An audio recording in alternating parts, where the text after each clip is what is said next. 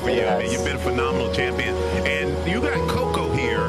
Yeah. We're doing this dog adoption all month long, and it's been incredible for us and a lot of the pets here. And tell us a little bit about Coco. First TV appearance, right? This is our first U.S. appearance, yeah.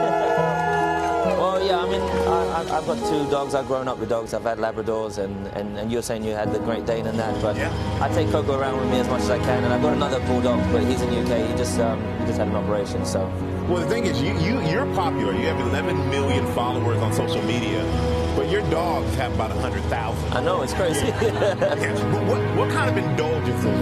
What is the perks of being with Lewis Hamilton? This one's crazy because she doesn't like to walk anywhere, so I have to get an Uber to take her to the park.